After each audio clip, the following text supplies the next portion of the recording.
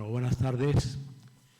Me toca a mí, en ausencia de Trinidad, que está en un acto en Madrid importante del Instituto Arqueológico Alemán, y por deferencia de mi compañera y amiga Noa Barrero, presentar a un amigo. Para mí es un honor presentar a un amigo y a un arqueólogo tan prestigioso como Martín Almagro Gorbea, que tuvo una formación muy sólida, estudió en la Complutense, allí hizo su doctorado, que lógicamente obtuvo con la máxima calificación, y se vinculó inmediatamente al Museo Arqueológico Nacional, donde su padre, que después sería director del Arqueológico Nacional, era el jefe de la sección de prehistoria y protohistoria, y también compatibilizó su formación del Arqueológico Nacional con la Universidad Complutense, donde el profesor Almagro Bas era catedrático. Y claro, eso le produjo en él una sólida formación. Opositó muy joven al Museo Arqueológico de Ibiza, fue director allí, pero enseguida lo cambió por el Arqueológico Nacional, donde fue conservador mucho tiempo, hasta que en 1976 consiguió, por concurso de oposición, la plaza de catedrático de la Universidad de Arqueología de la Universidad de Valencia. Y luego después, en el 81, pasó a ser catedrático de la Complutense, donde estuvo hasta su jubilación, que se produjo en 2016. También tengo que decir que en 1996 fue elegido académico numerario de la Real de la Historia y dirige el Departamento de Antigüedades, el Gabinete de Antigüedades, donde ha hecho una labor impresionante, y nada más que hay que ver las publicaciones que han salido de ahí para darse cuenta de esa ímproba labor del profesor Almagro. Él, en su actividad docente, como investigador, se ha ocupado principalmente de desarrollar las materias de museología, valoración del patrimonio cultural, excavaciones, metodología arqueológica, proceso de aculturación y etnogénesis, protohistoria de la península ibérica y de Europa occidental, colonizaciones del Mediterráneo, Tartesos, cultura ibérica, cultura céltica, arqueología clásica y arqueología fenicia, destacando en todas ellas como el gran investigador que es. Esta actividad le llevó a participar en numerosos congresos internacionales, reuniones, etcétera, etcétera, etcétera.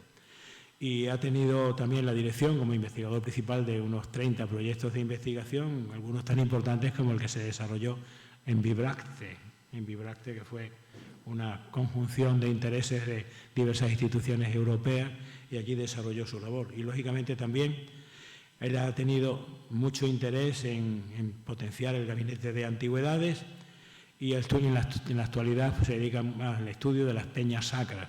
Es un mundo que poco a poco se va descubriendo de la mano de Martín Almagro y de sus colaboradores, porque antes, yo hay poco, pero que desde luego es una maravilla de interpretar esas rocas que parece ser. A mí me hace mucha gracia, Martín, y perdona que salga el chascarrillo, hay en Montanches una piedra que dicen la piedra que se menea, que está ahí como, parece que sí que se va a caer y todo. Exposiciones de Martín Almagro, todas, pero yo podía destacar varias. Una que nos compete a los emeritenses, que fue Hispania, el legado de Roma, que compartimos el comisariado.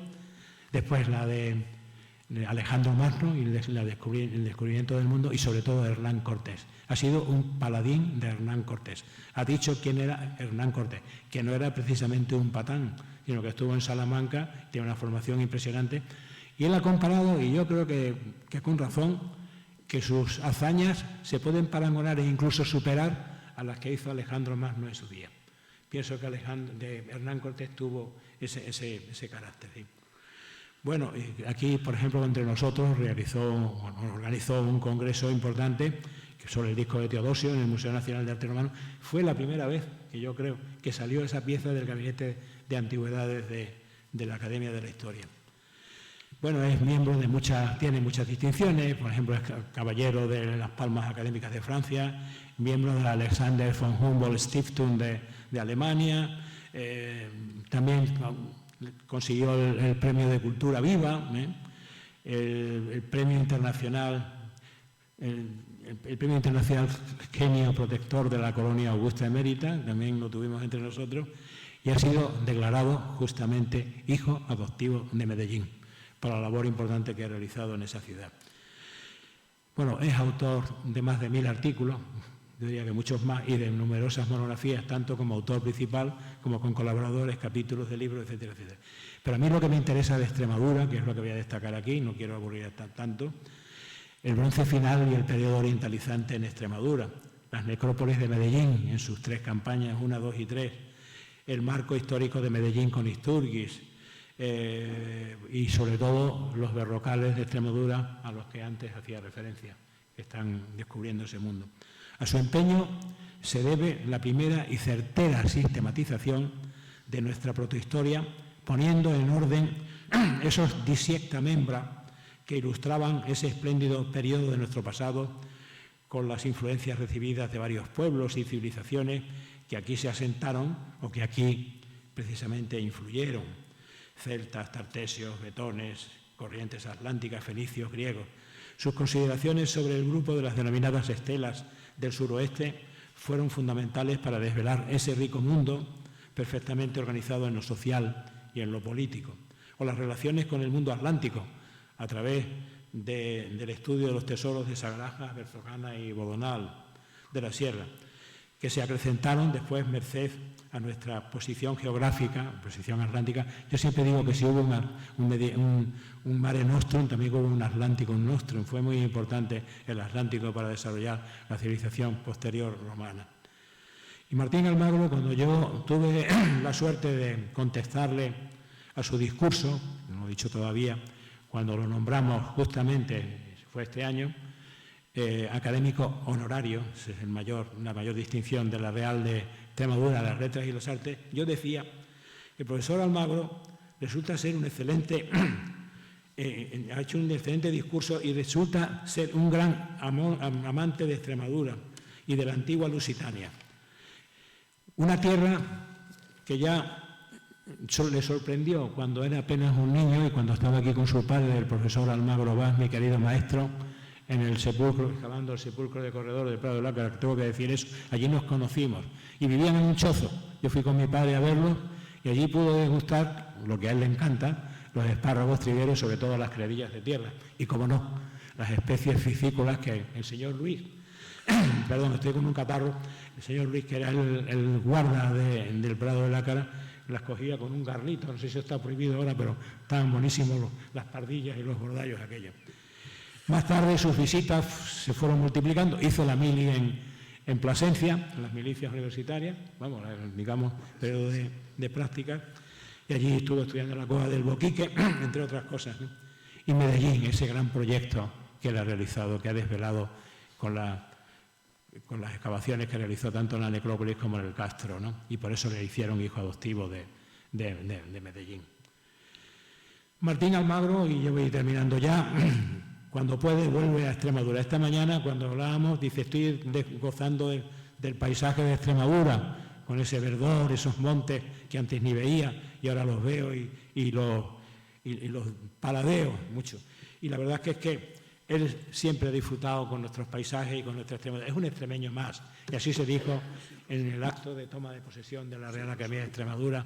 Y yo me acuerdo de dos momentos que vivimos muy bonitos, muy emotivos. Me acuerdo desde el castillo de Magacela, cuando estuvimos allí un día meditando, éramos jóvenes, todavía no estamos ni casados, vamos, y me acuerdo que estábamos intentando evocar el ruido de los carros célticos atronando el espacio con aquellas que aparecen representadas en las estelas. En fin, vamos a disfrutar con una conferencia interesante, que es el famoso sepulcro turriforme, yo no voy a decir mucho de eso, pero lo va a decir él, de Pozomoro, cubierto en Chinchilla, en Albacete, y que desde luego tenía muchas incógnitas, con raíces incluso que él las explicaba en su día cuando estaba estudiando el monumento, raíces neolíticas, ¿no? Y por supuesto con una cantidad de explicaciones y de simbología que son las que vamos a disfrutar a partir de ahora. Así que, querido amigo Martín, tienes la palabra. Pues muchas gracias, querido Chema, perdón por este lenguaje tan coloquial, pero es que nos conocemos hace bastante más de medio siglo. Y de todo lo que ha dicho, que sale de nuestro, de su afecto. Él es una persona muy afectuosa, particularmente lo ha sido siempre conmigo. Yo solo quiero resumir una cosa. Aparte de exageraciones y que esas cosas de que se dicen en estos momentos, yo sí que me siento arqueólogo extremeño y sospecho que ya debo ir camino de ser el más viejo de los arqueólogos extremeños. No es que eso sea un título, pero para mí es una cosa muy agradable, porque yo descubrí Extremadura cuando me traía mi padre. Yo era prácticamente un niño, él era también un niño cuando nos conocimos, y mi padre me hizo observar, los arqueólogos observamos, que Extremadura era la tierra más bucólica de toda Europa, así me lo decía. Y yo, cuando era niño, eso, pues sí, lo oye, pero ¿qué? Luego me he dado cuenta que es una gran realidad. En pocas tierras sientes la belleza del paisaje como es en Extremadura. Pero vamos, no he venido a hacer hoy elogios a estas tierras, que no es necesario hacer, y menos para los que son de aquí. Sí que quiero expresar en primer lugar mi agradecimiento por esta invitación. Siempre es una oportunidad de venir a Extremadura, que son sus paisajes, y también, y sobre todo, y lo he aprendido en estos viajes, sobre todo son sus gentes.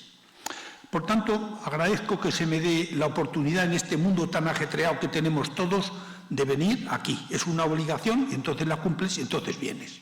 Muchas gracias. Y es un agradecimiento que hago también al Museo Nacional de Arte Romano de Mérida, que, gracias a Chema, es una de las instituciones arqueológicas señeras de toda Europa. Y eso es una gran satisfacción para los emeritenses, para todos los extremeños y para todos los españoles. No le tengo que pedir nada a Chema. Es decir, lo digo como museólogo, después de haber viajado y haber visto muchos museos. Y un museo no son solo las vitrinas, es también el papel cultural que realiza. Y en ese sentido quiero también expresar mi agradecimiento y mi satisfacción a todos los que han organizado este ciclo, porque detrás de estas actividades hay mucho trabajo que muchas veces pues no queda, no sé cómo decir, pasa desapercibido con las prisas que tenemos, y yo quiero reconocer en este sentido toda mi satisfacción por esta labor. También quiero que se me haya ofrecido el tema del descubrimiento de Pozo Moro y sus mitos de Oriente. Este año 2023 se cumplen justo los 50 años de la excavación del monumento de Pozo Moro, que fue su verdadero descubrimiento, aunque, como voy a contar, las primeras piedras salieron unos pocos años antes. Al principio eran unos cuantos hallazgos ibéricos más, de los que tenemos, si no centenas, por lo menos bastantes decenas. Pero pronto la excavación, unida a una buena interpretación, es decir, a muchas horas de estudio, permitió que esos hallazgos se convirtieran en un referente que nos hizo replantearnos lo que sabíamos primero de lo que era la arquitectura ibérica. Luego, a través de eso, de cómo era la sociedad y la cultura ibérica. Y ahora, como vamos a entrar también, incluso cómo era la cosmología, cómo veían el mundo la gente de aquella época. Incluso, ya lo veremos también, qué sentido tenían de la vida en relación con la muerte y con el más allá, que son capítulos que nunca hubiéramos sospechado de poder conocer, porque las fuentes no hablan de eso, por supuesto, y tampoco hablan de eso las inscripciones. ¿Qué puedo decir de Pozo Moro? En primer lugar, que es un pozo, como dice el nombre. Hasta ahí se ve lo listo que soy, a dónde he llegado. Pero es un pozo de un moro que está en una zona endorreica, que son los Altos de Chinchilla. Cuando se va de Madrid a Alicante, se pasa por estas zonas que son las zonas de Don Quijote, desérticas, enormemente bellas si las sabes ver, pero son enormemente sobrias en su belleza.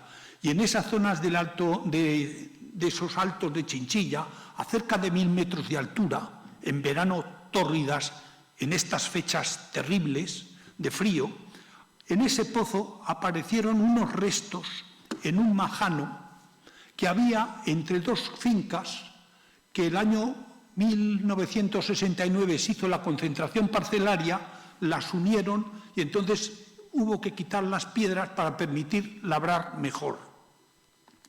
En esos trabajos, el obrero, el campesino que cuidaba la finca de Pozo Moro, Juan Rodríguez García, recogió unas piedras porque ya le había advertido el propietario, que era don Carlos Daudén Sala, un emérito e ilustre médico especializado en dermatología, pero con interés por la cultura, interés por la arqueología. Dijo que si salía algo que le avisara, y le avisaron, y le enseñaron, y vino con esta foto exactamente al Museo Arqueológico Nacional, donde daba la casualidad que en aquellos años yo acababa de entrar como conservador de prehistoria.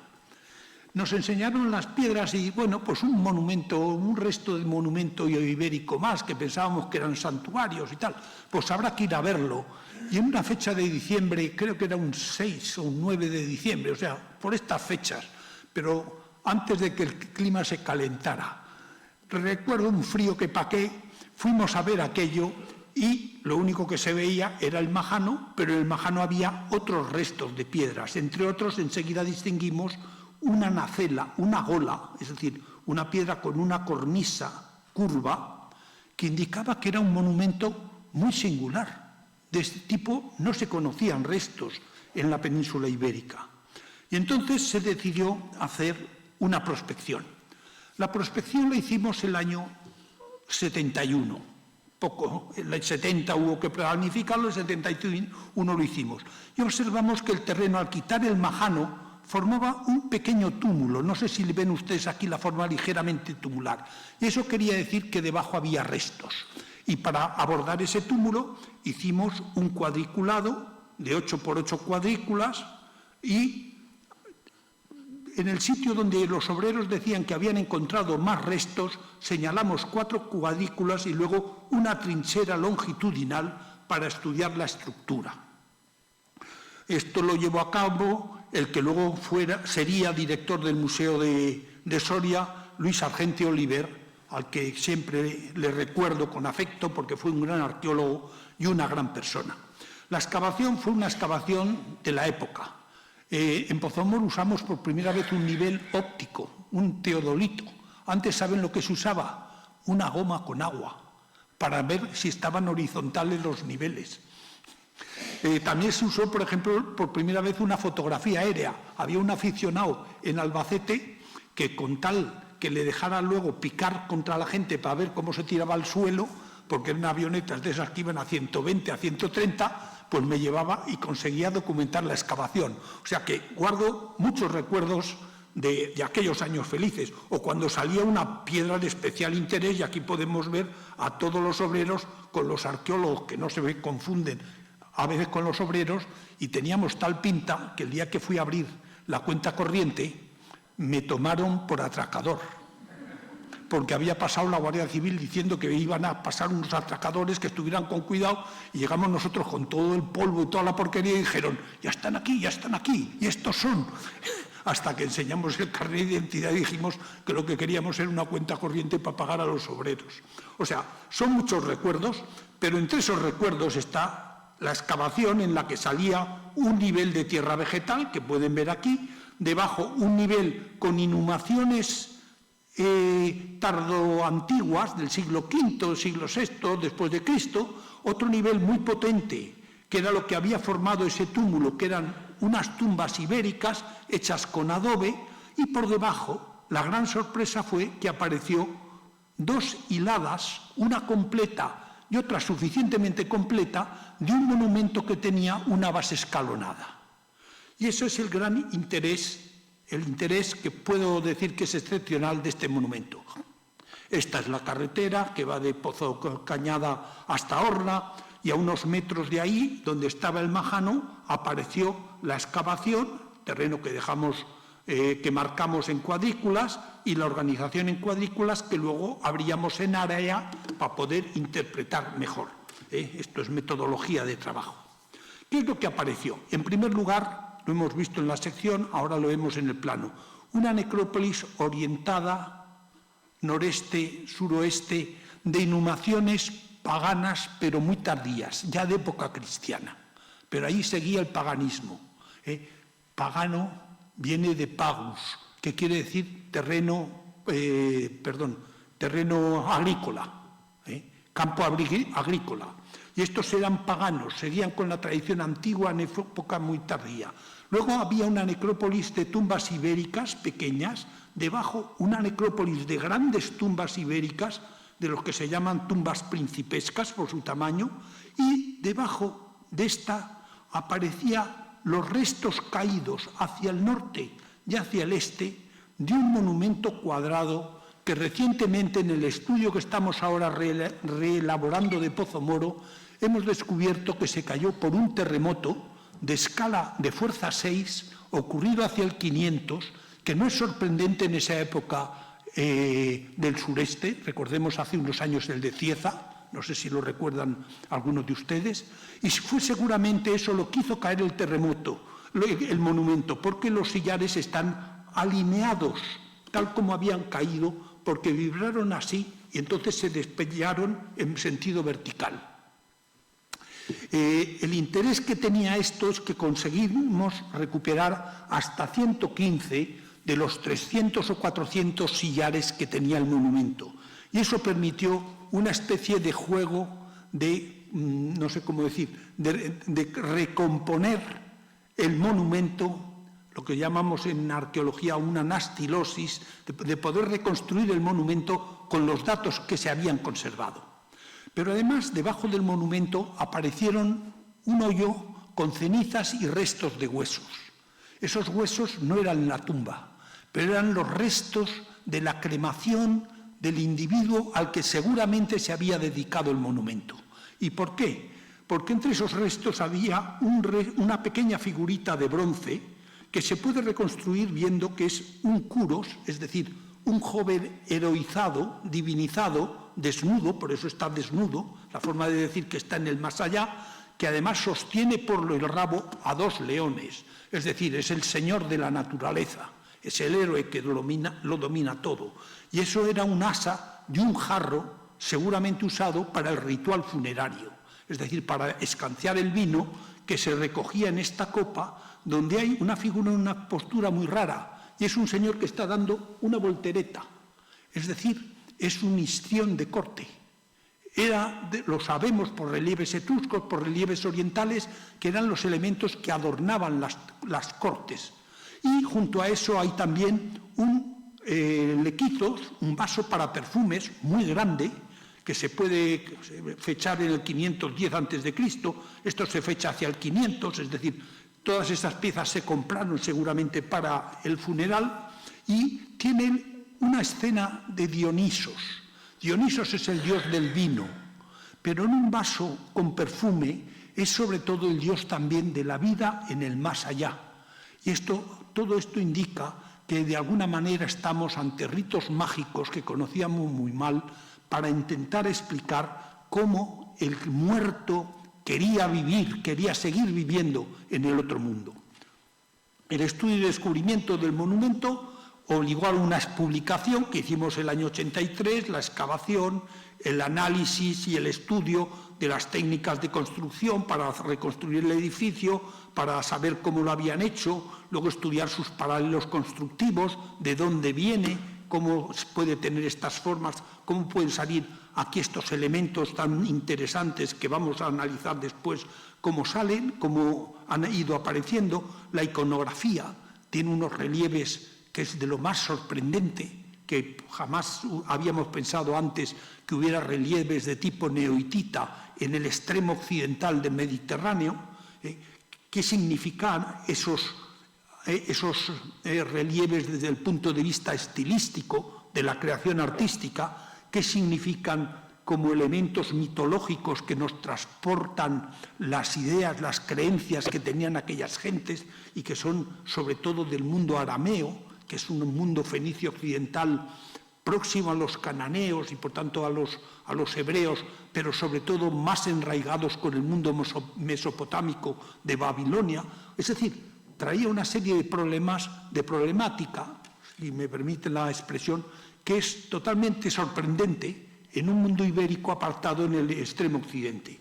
Y por último, el significado sociopolítico como tumba de un rey. Estaba demostrado que aquello era solo un símbolo dinástico, y al mismo tiempo como un significado religioso. Esta palabra que pongo aquí, nefes. Nefes quiere decir espíritu.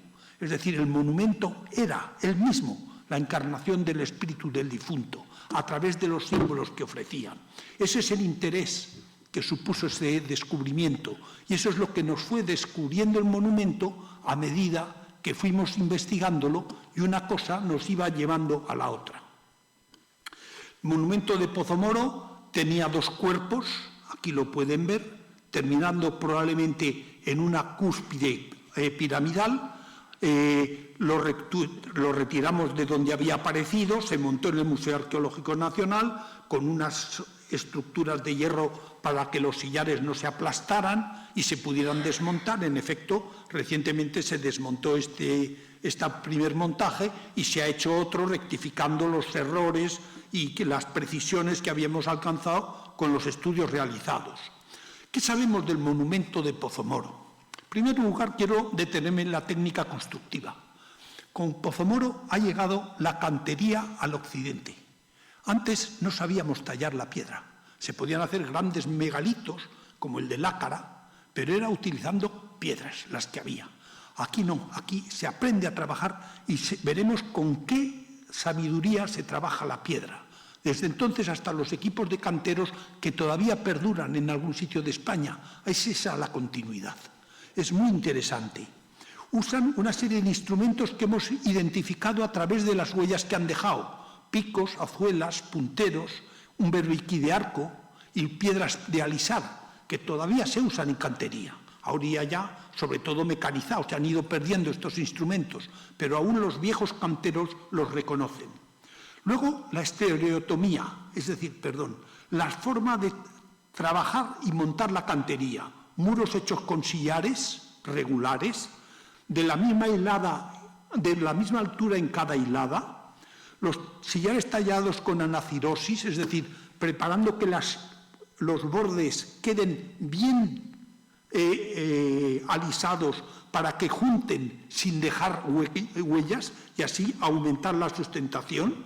Esquinas en zoga y tizón, luego lo veremos, superponiéndose también para dar más fuerza. Y luego elementos que en principio parecen decorativos y que luego veremos que tienen un gran significado ideológico, que son decoración de leones de esquina y frisos con relieve.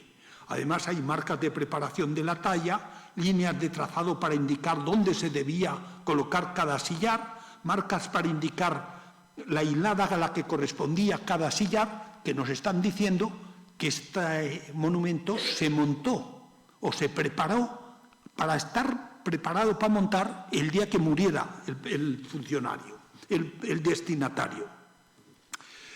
Y por tanto demuestra que es el trabajo de un equipo de canteros y escultores muy bien especializados, altamente especializados, dirigidos por un maestro o un arquitecto, como queramos decirlo, que es la forma de trabajar que conocemos en el mundo oriental. También estudiamos la metrología. ¿Y por qué? Porque la metrología nos permitía saber a qué hilada correspondía cada uno de los sillares. Y el tamaño general del edificio, perdón que se me mueve esto, permitió conocer que tenía una base de un pie de 30,4 centímetros, con una muy pequeña variación, que es esa unidad de medida, un codo, con el que se había construido todo y cada una de sus partes. Y por tanto, como ocurría en Oriente en los mejores edificios, desde las pirámides a los templos, ese sistema tan refinado era también un sistema ideológico, porque las partes respondían a esquemas geométricos que tenían significado sacro. Por tanto, esto nos decía que aparte de un buen conocimiento de la geometría, había detrás todo un pensamiento de tipo teórico y de tipo sagrado. La altura total sería de unos 36 pies, lo hemos calculado, que da aproximadamente unos 11 metros de altura. El estudio del proceso de talla, pues hay superficies como esta, talladas a martillo al sacar el bloque de la cantera, donde la sacarían con las técnicas de los canteros, poniendo cuñas de madera, mojándolas y haciendo abrir la piedra, y luego trabajándolo así. Una vez que estaba ya desbastado con pico, con una azuela. ¿Y cómo sabemos que es azuela? Porque las huellas son curvas, de dar golpes así. Con una azuela se alisaba la superficie de la piedra, la cara que se estaba trabajando. Y en los casos que les interesaba, con una piedra de alisar, una arenisca que erosionara bien, se regularizaban los golpes de la azuela. En algunos casos, no sé si se ve aquí, porque la foto no es muy buena, marcaban con líneas horizontales las formas que iban a tener las molduras a continuación. Y con un puntero empezaban a abrir los surcos cuando iban a hacer una escultura. Esto es una piedra abandonada, pues nos ha dejado a medio hacer y por tanto nos permite conocer cómo trabajaban. Y para algunos elementos muy especiales, como por ejemplo las narices de los leones, usaban un berbiquí de arco. Es decir, era un eje con un elemento erosivo, que normalmente era de metal, en la punta, y luego con el arco de la cuerda se iba moviendo así, y así hacían los agujeros perfectamente. Esto es el trabajo de arqueólogo de ir descubriéndolo. Los punteros y la gradina, los punteros se ven por aquí, los golpes de puntero, y la gradina es un invento del siglo VI que consiste en tener un puntero con 3, 4 o 5 dientes a la vez para hacer el trabajo más deprisa. Es decir, demuestra que estos están a la última en las técnicas constructivas. Igualmente hacen marcas, no sé si ven ustedes aquí una marca en forma de X, aquí una forma en forma de tridente, en realidad esto es la letra Ta del alfabeto ibérico, esta es la letra Ti, y cada una va en un lugar determinado del monumento. Es decir, el monumento estaba preparado para ser montado rápidamente gracias a estas normas que estaban ahí implícitas. Las esquinas se formaban en soga y tizón, es decir, en esta hilada se ponía una piedra aquí que cortaba esta. En la superior era esta piedra de aquí la que cortaba la de este lado de aquí. Y así se daba más estabilidad a un elemento tan esencial como son las esquinas. Otro elemento para reforzar la estabilidad era usar grapas de plomo o de madera, como sería en este caso esta que vemos aquí, en forma de grapas de Milano, de cola de Milano. Aquí se ve cómo habían metido una grapa de madera por esta grieta que quedaría junto al sillar anterior, meterían yeso y estabilizarían este gran león que se estaba empezando a rajar. Y entonces sabían cómo evitar el tener que rehacer el león cuando en la manipulación del remontaje se había empezado a plantear problemas. Todos estos instrumentos proceden de Oriente. Tenemos los textos que nos hablan de ellos. Estos creo recordar que vienen del monumento de Cancho Roano, no estoy seguro, y si no vienen de monumentos ibéricos, pero son el trasunto de los que conocemos en Egipto, donde están perfectamente documentados, y de Egipto pasaron al mundo fenicio, y del mundo fenicio han venido a Pozo Moro y al resto de la cultura ibérica, y desde entonces a lo que han estado usando los canteros hasta el día actual. Los punteros, la gradina, que aquí la podemos ver, los mazos de cantero, que golpean con piedra, perdón, le he dado al revés, le he dado otra vez, caray, bueno, esto es que... Y conocemos además sus nombres incluso en fenicio, no me quiero alargar para no perdernos. Hemos visto antes que el monumento respondía a una unidad de medida, pero también respondía a un trazado geométrico. Por ejemplo, toda la base tenía 3 pies y medio, y si se le sumaba el cuerpo inferior, daban en total 15 pies, que estaban en proporción con los 12 pies que calculamos que tenía el cuerpo superior. Igualmente podemos ver cómo si se tira una línea desde el cuadrado teórico que formaba el cuerpo inferior, haciéndoles las bisectrices de los ángulos que se crucen, se encuentra la altura exacta del nivel del friso de relieves. Igualmente se puede encontrar la línea que traza los escalones y la situación de los leones. Es decir, sin complejidad, con esquemas muy sencillos, como ocurría en Egipto, con elementos geométricos esenciales, básicamente triángulos y cuadrados, se había construido este monumento que, por tanto, exigía un arquitecto que tenía un gran conocimiento teórico del diseño. Y este diseño, que no sé si aquí se puede ver, respondía a un cuadriculado, como sabemos por los papiros que hacían los egipcios para tener un modelo de los edificios que iban a construir, en planta y sobre todo en alzada. El monumento de Pozo Moro ha sido construido con esta técnica, y era una técnica que se generalizó en la península ibérica. Por ejemplo, el toro de Porcuna, que es un toro tartesio ibérico, está realizado con este cuadriculado, como demostró la profesora Teresa Chapa. Y es el mismo cuadriculado, no lo he dibujado aquí encima, he hecho mal, pero ese mismo cuadriculado lo ponemos encima y nos da la forma del león de Pozo Moro. Por tanto, demuestra que este era un monumento muy bien estudiado antes de su construcción. Y responde a los datos que tenemos de la Biblia. La Biblia nos lo dice en el libro de los Reyes, el libro de las Crónicas, cómo equipos de canteros fenicios, dirigidos por un maestro, fueron los que construyeron el famoso templo de Jerusalén. El rey David solicitó al rey Hiram de Tiro, porque él no tenía, arquitectos, artesanos, constructores y carpinteros para construir el templo y su palacio. En la construcción del templo de Jerusalén se usaron martillos y azuelas, Garcem en hebreo.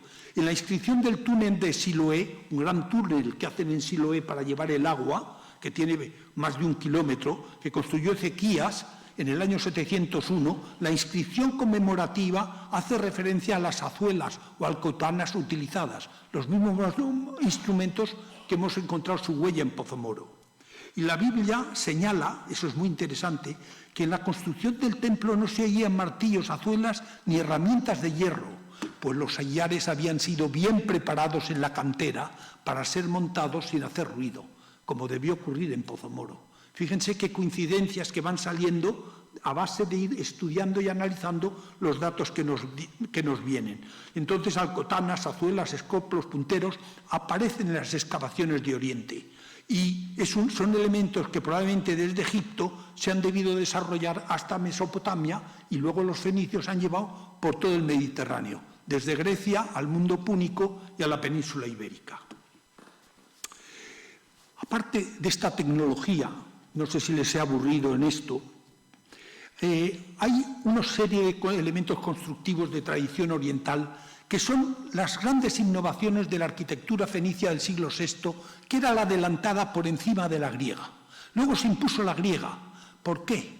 Porque logró, gracias al uso de la razón, un sentido de la estética mucho más racional y mucho más visible, mientras que la arquitectura fenicia derivó sobre todo hacia el carácter mágico, que era su preocupación. Ellos no querían hacer un monumento bello, sino un monumento que resistiera el tiempo, para el que estaba enterrado allí tuviera fuerza mágica para siempre en la eternidad.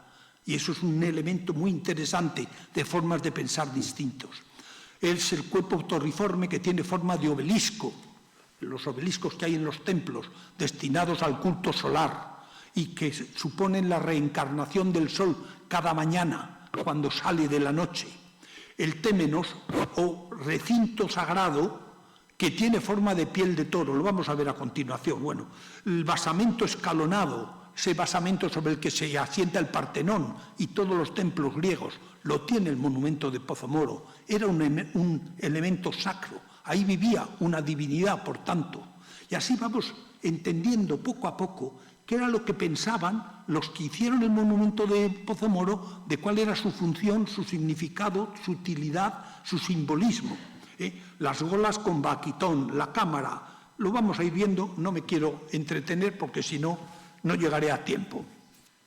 La reconstrucción, Pues poco a poco se montó en el Museo Arqueológico Nacional una primera reconstrucción, básicamente con los relieves encima de los leones para que se vieran más de cerca, pero ya sabíamos que ahí no podían ir porque en parte quedaban ocultos por los propios leones. La nueva reconstrucción los ha puesto en su sitio, que es una hilada más arriba. Pasado esta, la hilada sexta, a ocupar la quinta y viceversa. Bueno, ahora esto se me va para atrás. El resultado más o menos sería un monumento con una base escalonada, la crepis, en palabra griega, pero el estereobato y el estilobato, que a lo mejor nos suenan más, un primer cuerpo torriforme sustentado sobre 4 leones, con un friso de relieves corrido todo alrededor en el centro de esa parte, una gola que terminaba esta parte y un segundo cuerpo que copiaba básicamente esta estructura y que muy probablemente estaría rematado por un piramidium, es decir, por un techo apiramidado, porque era el símbolo del renacimiento solar. Además, el monumento estaba rodeado de un enguijarrado con un muro de adobe, con una pequeña puerta hacia el occidente, es interesante, que indica que tenía un recinto sagrado. Las piedras en Oriente son piedras si están en el interior. Si están cerca de la mar son conchas y simbolizan la concha de Venus. No sé si hay que ser más explícito. Son elementos sagrados por sí mismos y quiere decir que aquí, teóricamente, muy probablemente había que ir descalzo y solo los elementos iniciados para hacer el culto al que estaba enterrado en el monumento. No sé si aquí se llegan a ver las piedras, lo tienen aquí dibujado en este mapa, y lo que es interesante es que la forma es la forma de una piel de buey. ¿Qué piel de buey es esta? Pues es la misma que el tesoro de Carambolo y también los lingotes chipriotas, porque es el buey primordial. Sabemos por los textos de hititas que recogen tradiciones mesopotámicas que ese es el toro primordial que manda la divinidad a castigar a la humanidad cuando Ishtar es despreciada por Gilgamesh porque no quiere casarse con ella, no quiere juntarse con ella. Y entonces le manda el toro celeste, que mataba a todo el mundo, secaba las aguas, desertizaba la tierra, y va Gilgamesh y lo mata. Pero como ha matado un animal que era de la divinidad, ¿qué hace? Pacta con la divinidad. Se come el toro los hombres, pero dejan unas partes para la divinidad. Y esa piel de toro, en el mundo hitita, es sobre esa piel de toro sobre la que se construye el primer hogar para hacer el primer sacrificio. Por tanto, era la institución del primer sacrificio, que era el primer pacto entre los hombres y los dioses para poder disfrutar de las cosas de la tierra. Fíjense qué simbolismo más grande entrañaba esto, y sobre ese elemento se había levantado el monumento de Pozomoro. Aquí podemos ver una divinidad chipriota sobre esa misma idea, que es un hogar. Antes creíamos que era un lingote, es el hogar sagrado, de vinculación con la divinidad. Y otra cosa muy interesante es que el monumento está sobre leones. Aquí podemos ver a un rey hitita en la estatua que le hacen para culto funerario, también sobre leones. Por tanto, el monumento de Pozomoro, este monumento, los que lo construyeron y pergeñaron, lo veían como la mera representación en abstracto de estas figuras reales divinas. Y es, por tanto, un simbolismo muy interesante para entender la estructura ideológica y también la estructura social de la sociedad. En relación con ese monumento están las formas que hay en Fenicia, que copian luego en el mundo púnico y que acaban dando lugar a las torres funerarias generalizadas por Siria, pero que llegan al occidente. Aquí he puesto un ejemplo hispano, que es la conocida Torre de los Escipiones. Y aquí en Mérida también las había, lo que pasa es que solo tenemos las bases. Pero la idea esencial es esta que he explicado, de ser el obelisco donde se encarna el alma del difunto. Además, tiene una cosa nueva respecto a la tradición anterior. Los fenicios se enterraban, como los egipcios, en cámaras subterráneas. porque estaban cerca del más allá, que lo consideraban en los infiernos. En cambio, a partir de ese momento del siglo VI, la domus aeterna, es decir, la morada para siempre del dinasta, se pone en la tierra para que pueda ser adorado como un rey y como un dios. Y es el caso, por ejemplo, de la famosa tumba de Ciro en Pasagarda. Fíjense además que tiene 3 veces 3 los escalones de Pozomoro, es decir, está hablando de que es rey de reyes. Y está además rodeado de un períbolos, claro, mucho más rico que el de Pozomoro. Esto es Ciro, el gran rey que ha unificado todo el mundo aqueménida, y está rodeado por un períbolos con sus grandes columnas aqueménidas.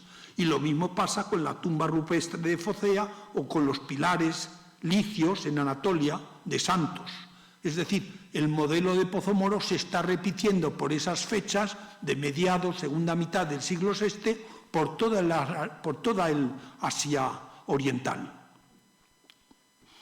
Otro tema interesante son los leones.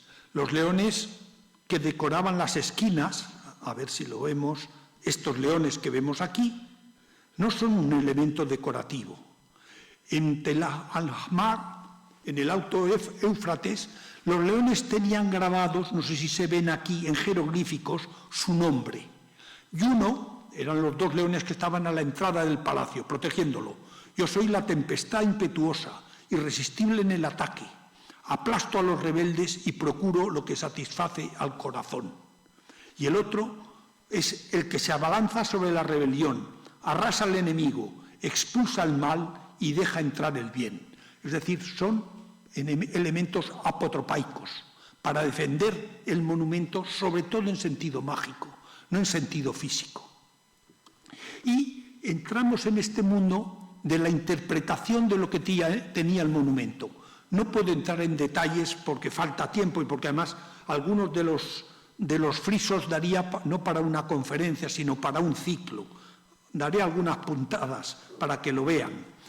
Es decir, en la zona occidental, dando a la puerta, se veía este friso, donde se ve una imagen de una diosa con el peinado que llamamos de Gator, que coge 2 flores de loto con las manos, que tiene sus 6 alas, lo mismo que las alas de los querubines de Jehová, también eran 6 desplegadas, muy probablemente un disco solar, como vemos en un peine de Medellín, que nos da el esquema que permite reconstruir esto, y que está, por tanto, con las alas desplegadas encima de los leones, de los que es símbolo la divinidad, protegiendo el monumento. Tiene a la divinidad solar, la que conducía a los muertos al más allá, y la que da la fecundidad y la vida, defendiendo el monumento. Más simbología no se puede expresar ni con mejores medios. Los modelos aparecen en los marfiles de los palacios de Nimrud, robados, esto viene del expolio, de los reinos hititas que han sido saqueados por los asirios. De algunos que han huido al occidente han construido la misma escena en Medellín. Y todavía la tradición hace que aparezca en un mosaico, en un enguijarrado como el que tenía Pozomoro alrededor, en una necrópolis ibérica de Iniesta hacia mediados del siglo V.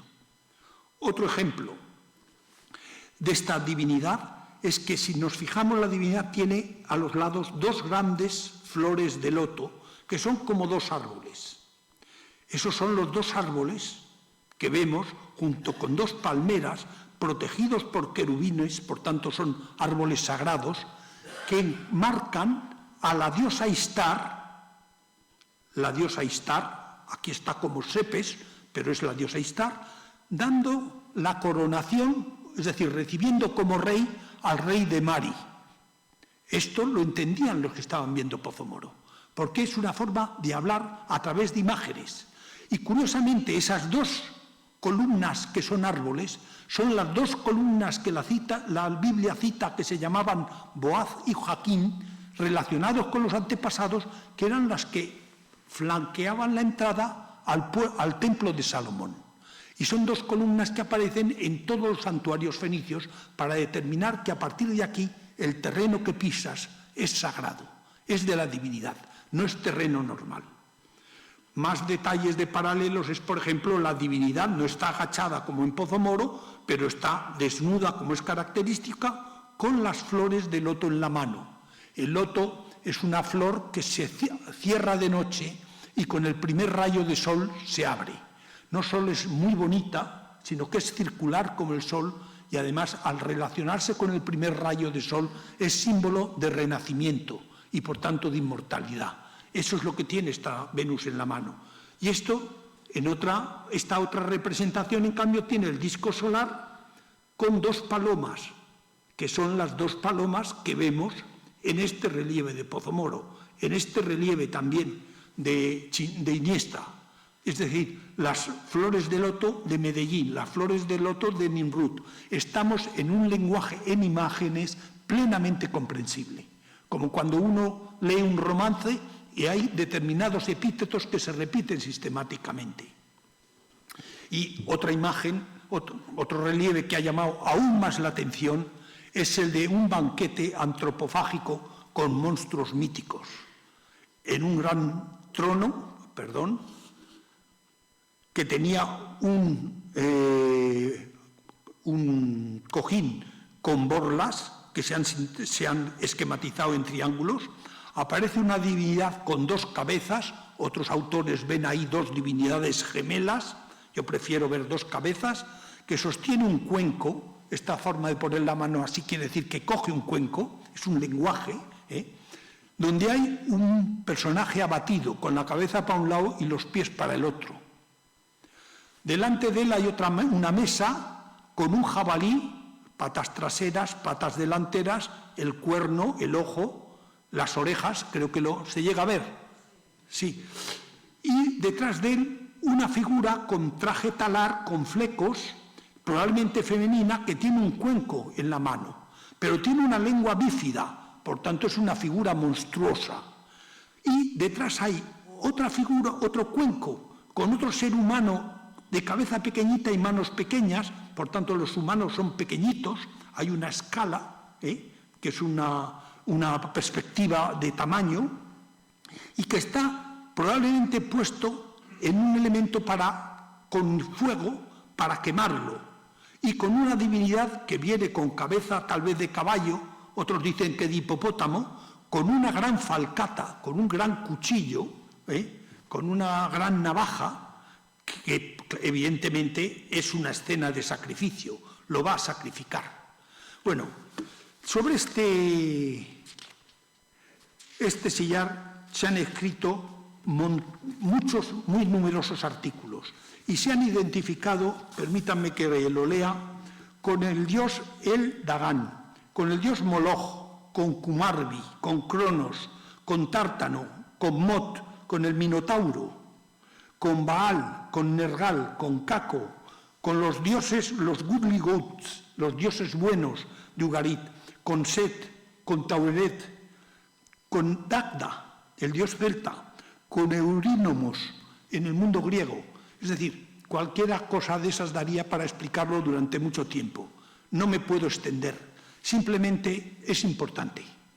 Lo que aquí se está explicando, mientras en el otro lado se está explicando la vida, en este lado se está explicando cómo la muerte come y destroza y devora a todos, y cómo de esa comida física que percibimos, de alguna forma se pasa al más allá, donde se revive. Es el primer documento que tenemos en la península ibérica de creencia en la inmortalidad.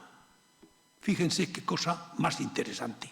Y es apenas 200 años posterior al primer documento que hay en Oriente, porque las primeras visiones de que los huesos se pierden, pero el espíritu permanece, están en Isaías, en el siglo VIII, y están en una estela de Karatepe, de Kumabú, ahora no me sale el nombre, no me sale el nombre, ya me saldrá en un momento. Es decir, estamos en los primeros momentos en que el hombre está empezando a reflexionar de cómo es la perduración en el más allá. Entonces eso explica, por ejemplo, cómo estas figuras de aquí recuerdan los demonios del inframundo del mundo mesopotámico. ¿Por qué? porque seguramente están hechos por gentes que no son fenicias, como hasta ahora pensábamos, sino probablemente son arameos. Los arameos eran parientes de los fenicios, podríamos decir hermanos, como mucho primos, pero venían de los desiertos de Arabia y habían adoptado la cultura mesopotámica que llevan a la zona de Siria y a la zona de Anatolia, que es de donde vienen estos relieves de Pozo Moro.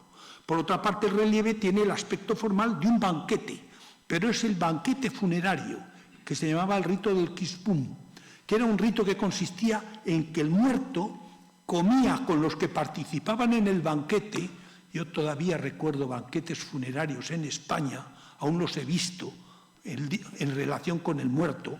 Ellos no pensaban que el muerto estaba comiendo con ellos, pero en este mundo viene de esta tradición.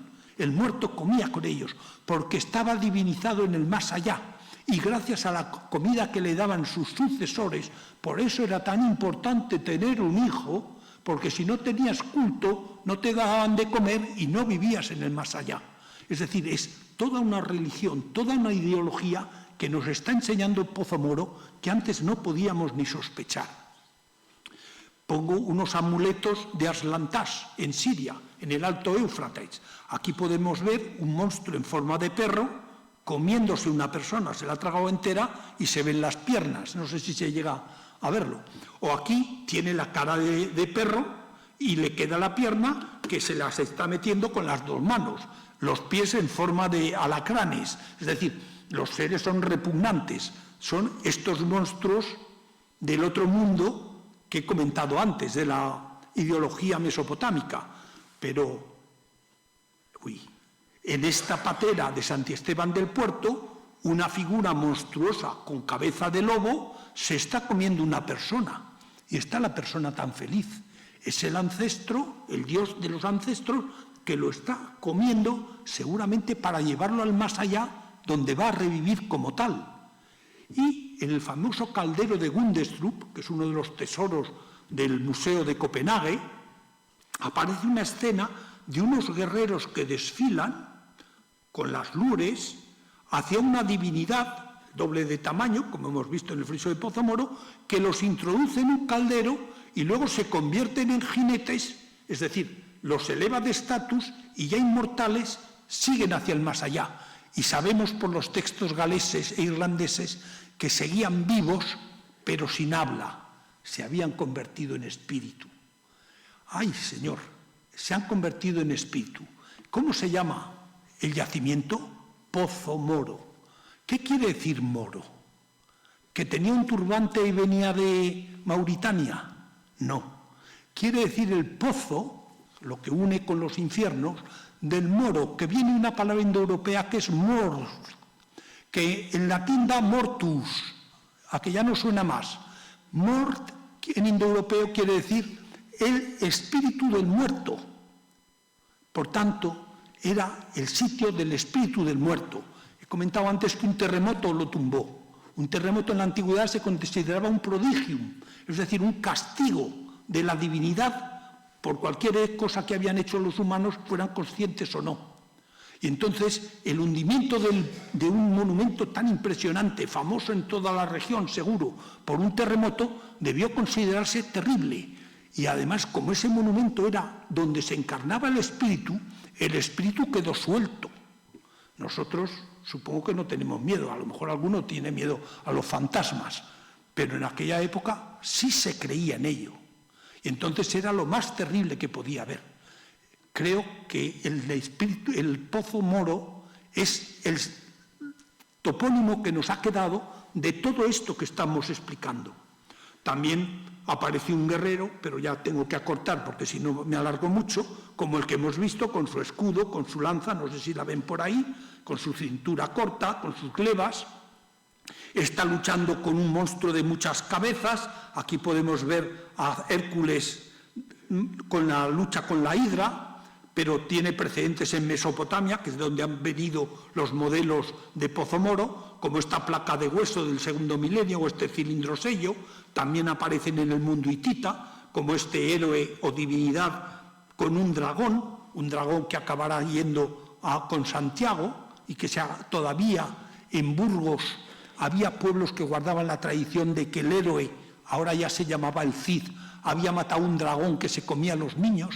Es decir, son elementos que a través del mundo oral han pasado como los cuentos de un sitio a otro, modificándose, adaptándose a las circunstancias. Ahora le llamo el Cid, pero en el fondo es lo mismo. Y eso es lo que nos ayuda a entender Pozo Moro. Hay otro héroe que transporta un árbol lleno de pájaros, con flores de loto en los extremos, por tanto el árbol de la vida, con los humanos que lo tocan con forcas. No sabemos qué ritual es ese, pero sí sabemos que en Anatolia había un ritual asociado a Cibeles, por tanto a la diosa de la fecundidad, de cortar un árbol y llevarlo en procesión, que era lo que se llamaba el dendróforo. Y también sabemos que uno de los mitos de Hércules, de los trabajos de Hércules, es robar un árbol lleno de riquezas, el jardín de las Hespérides, de manzanas de oro en principio, es decir, el árbol de la vida, del paraíso, protegido por un dragón, que podemos ver aquí, en un mosaico. Es decir, otro tema semejante es la hierogamia, la unión de la pareja divina. Aquí pongo una terracota elamita, mesopotámica. Aquí la transposición del mismo tema en el inicio, en el alto arcaísmo griego, que es la unión de Zeus y Hera, lo que da lugar a todos los dioses principales, con mucha más tosquedad y rudeza. Fíjense, la expresión no puede ser más realista. En Pozo Moro la diosa está cubierta por una túnica, pero descubierta por delante, y el héroe está realizando la función lo mismo que aquí. Eso es la fecundidad, que va asociada a la vida, a las ideas de renacimiento que estamos viendo en el monumento. Y ya estamos acabando. También hay otros seres, como por ejemplo monstruos pisciformes que parecen el tritón, pero el tritón es maligno, mientras que en Mesopotamia el tritón era benigno, era un monstruo protector. Yo creo que esto era un monstruo que estaba en el segundo piso, protegiendo todo el monumento, con sus paralelos, por ejemplo, en el mundo arameo, como vemos en este sello, con el mismo tipo de aletas, para expresar qué es este tipo de monstruo. Y es interesante que este friso narrativo que aparece en Pozo Moro va a ser una novedad en todo el Mediterráneo en ese momento. Procede de Siria, en este altar de Mari, en Ebla, de Ebla, no de Mari, aparece ya el friso sobre leones que vemos en Pozo Moro, ya está ahí pergeñado. Luego los que van a realizar los grandes frisos van a ser los hititas, que si hay un influjo egipcio, que si no, pero en realidad son ellos los que conciben los grandes frisos corridos. Pero va a ser en el norte de Fenicia, en Biblos, donde el friso va a pasar a ser narrativo por los cuatro costados y encima también sobre leones, en el sarcófago de Ahiram de Biblos. Esta es la idea que directamente se ha traspasado al monumento de Pozo Moro, para que vean cuánto conocimiento y cuánto contacto cultural sintetiza este monumento. Pero además, una vez que se crea este elemento, va a ser enormemente fecundo. Lo vemos en la tumba de Darío, en Pasagarda. Lo vemos en los pilares licios. Lo mismo, perdón, ahora se me ha ido para atrás, ya está. Pero luego lo vemos en el Herón de las Nereidas, es decir, un monumento a un héroe, como era Pozo Moro, en las Nereidas de Santos, muy posterior. Pozo Moro es del 500, esto es de fines de la primera mitad del siglo IV. O el famoso mausoleo de Halicarnaso, una de las grandes maravillas del mundo antiguo. Y este sentido narrativo corrido es lo que da lugar a la columna de Trajano, que sigue esta técnica que se ha descubierto 600 años antes en las zonas arameas, fenicias, de donde viene Pozo Moro. Lo mismo podemos decir de otros elementos. Por ejemplo, hemos visto que tiene una gola. La gola que aparece en los templos egipcios, en el fondo era la transposición de las palmas, de las hojas de palmera, junto con haces de juncos atados para unirlas, que era el símbolo del monumento. Lo podemos ver, por ejemplo, en la tumba que se llama de la hermana del faraón en Jerusalén, Y son estos cordones los que vemos también en la tumba de Ajiram. Y eso es lo que decora el monumento de Pozomoro, lo mismo que el pináculo apiramidado al que ya he hecho referencia. Y ya quiero terminar porque el tiempo apremia. ¿Qué conclusiones podemos sacar de esta visión tan rápida, y me excuso por ello, del monumento de Pozomoro? En primer lugar, era un monumento de unos 10 metros de altura, hecho con unos 200 o 300 sillares, pero sobre todo tenía una decoración simbólica que es lo que le daba el mayor significado. Sus técnicas, su significado demuestra que estaba construido por artesanos sirio-fenicios, yo me inclino hoy día a pensar que son arameos, llegados a Hispania dentro de la colonización fenicia, quizás desde la ciudad de Amrit, que era la ciudad más septentrional de Fenicia en contacto directo con esas áreas arameizadas. Se construyó como nefes o domus aeterna de un rey ibérico, de un dinasta ibérico, que muy probablemente era el que dominaba Chinchilla de Monte Aragón. Si se ve el paisaje alrededor, aquel era el oppidum y él se enterró en su fundus, en su propiedad particular. La culturación fenicia, por tanto, nos trajo unas creencias en el más allá y en la ideología del poder político que revolucionaron, cambiaron la forma de ver la vida y, por tanto, de estructurar la sociedad. Esas ideas se transmitían con la iconografía, pero esa iconografía, a su vez, no era más que la ilustración en cómic de una literatura mítica oral que quedaba y que en parte se ha transmitido a veces por cuentos y narraciones populares, como he comentado ese hecho del dragón que mata al Cid y elementos de ese tipo. Y es la tradición literaria tartesio-tuderetana a la que alude Estrabón, que creíamos que estaba perdida. No, está en esta documentación que estoy aquí comentando. Por tanto, para resumir, Pozomoro es un monumento arquitectónico no complejo, sino muy complejo, que va a costar muchos años estudiar y que siempre dará informaciones nuevas cruzando los distintos datos que ofrece. Es evidentemente un ejemplo, el mejor ejemplo que hoy día conocemos de arquitectura fenicia internacional en el siglo VI, que es cuando se expande antes de que la helenización la borre del mapa del Mediterráneo. Y es un elemento que difundieron los fenicios por el Mediterráneo y son esos influjos culturales que conocemos como el mundo orientalizante lo que abrió las culturas del Mediterráneo hacia la vida urbana, porque esos equipos de artesanos, esas ideas que estamos comentando, ideológicas, religiosas y políticas, es lo que permite que a partir de mediados del siglo VI, a partir de mediados del primer milenio antes de Cristo, las áreas del Mediterráneo occidental alcancen un desarrollo semejante a las que tenían en la parte oriental y, por tanto, con ello, el mundo urbano. Muchas gracias por su atención.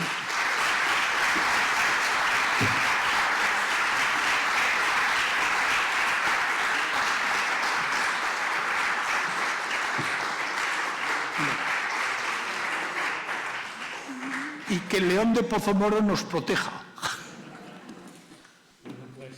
Después de esta magnífica conferencia que dice el profesor Almagro que ha sido rápida, pero nos hemos enterado todos perfectamente. Lamentablemente tengo que decir que no tenemos tiempo, porque aquí hay una actividad ahora. Estamos, y creo que en el museo eso no lo podía explicar mejor que yo, quizás el salón de actos se está preparando ya para un pequeño uso, está reducido a 60 plazas, pero alguna pregunta sí vamos a hacer. Yo desde luego quiero felicitar al profesor Almagro porque nos hemos enterado, yo el primero, de lo que es Pozomoro. Yo lo conocía, pero no me he enterado hasta hoy. Así que, si hay alguna pregunta, que sea una pregunta, por favor. Lamentablemente, es que aquí no se ve, estamos totalmente en oscuro. Pero ha levantado una mano ahí, ¿no? Sí, por favor.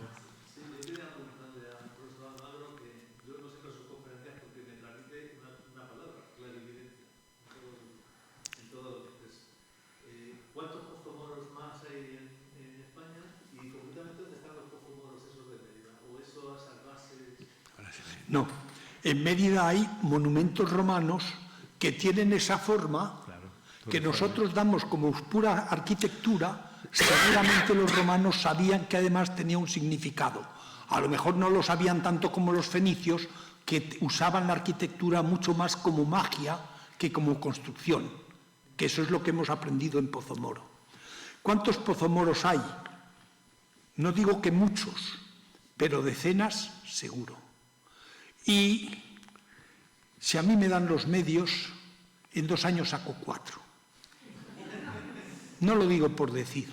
Es decir, falta gestión en nuestra arquitectura, en nuestra arqueología. Es decir, y no digo que no haya gestores, no. Lo que falta es ideología de eficacia. En esto y en otros campos. Y no es que quiera venir a criticar, pero hay. Yo conozco por lo menos 2, mañana voy. ¿Y por qué lo sé? Porque han salido numerosos sillares y si hay 6 sillares es que habrá muchos más enterrados. Y con eso luego se reconstruye. Pozomoro no está entero, hay algo menos de 1/3, pero más o menos nos ha dado una idea de lo que hay.